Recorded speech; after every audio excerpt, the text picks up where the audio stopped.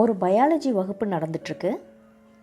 Teacher students கிட்ட ஒரு caterpillar எப்படி கூட்டுக்குள்ளேருந்து பட்டர்ஃப்ளையாக வெளியே வரப்போகுது, அதாவது ஒரு கம்பளி பூச்சி கூட்டுக்குள்ளேருந்து வெளியே வந்து பட்டாம்பூச்சியாக மாறக்கூடிய அந்த சம்பவத்தை விவரிச்சிட்ருக்காரு.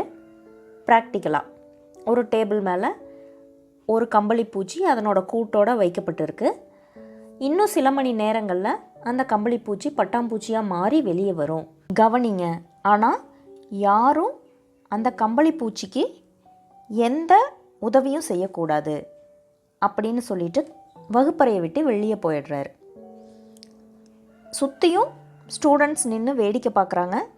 என்ன ஆக போகுது அப்படின்னு ரொம்ப ஆர்வமாக கவனிச்சுக்கிட்டு இருக்காங்க. அந்த பட்டாம்பூச்சி அந்த கூட்டை விட்டு வெளியே வர ரொம்ப போராடுது. ரொம்ப கஷ்டப்படுற மாதிரி இந்த பசங்களுக்கு தோணுது. ஒரு பையனுக்கும் ரொம்ப ரொம்ப பரிதாபமாக இருக்குது அந்த பட்டாம்பூச்சியை பார்க்க. ஸோ அவன் என்ன பண்ணுறான், அவங்க டீச்சரோட அட்வைஸையும் மீறி அந்த கூட்டை உடச்சி விட்டுறான்.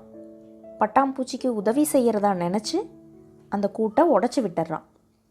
ஆனால் வெளியே வந்த பட்டாம்பூச்சி சில மணித்துளிகளிலேயே இறந்து போயிடுது. டீச்சர் திரும்ப வந்ததும் எல்லோரும் நடந்த சம்பவத்தை டீச்சர்கிட்ட எக்ஸ்பிளைன் பண்ணுறாங்க.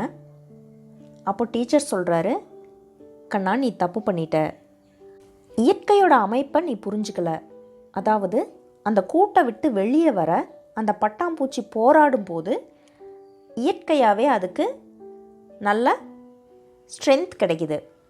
வெளியே வந்து போராடுற அளவுக்கு அதனுடைய இறகுகள் உறுதியாகுது.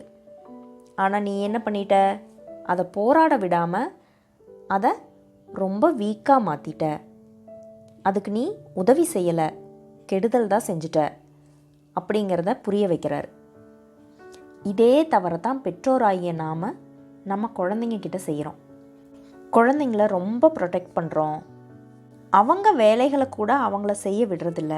எந்நேரமும் ஒரு பாதுகாப்பு வளையத்துக்குள்ளேயே அந்த குழந்தைங்கள வச்சுருக்கோம். கொஞ்சம் மாற்றி யோசிக்கலாமா? குழந்தைங்கள போராட விடுங்க. அவங்களோட தேவைகளுக்காக அவங்கள போராட விடுங்க. போராட போராட இன்னும் உறுதியாவாங்க. போராடாமல் எதுவுமே கிடைக்காதுங்கிறத புரிய வைங்க. எல்லாமே சுலபமாக கிடைச்சிருங்கிற மைண்ட் செட் அவங்களுக்கு வந்துடுச்சுன்னா அவங்க ரொம்ப வீக் ஆகிடுவாங்க. நம்ம குழந்தைங்க வாழ்க்கை நம்ம கையில். அவங்க எப்படி உருவாக போகிறாங்கங்கிறத தீர்மானிக்க போகிறது நாம தான்.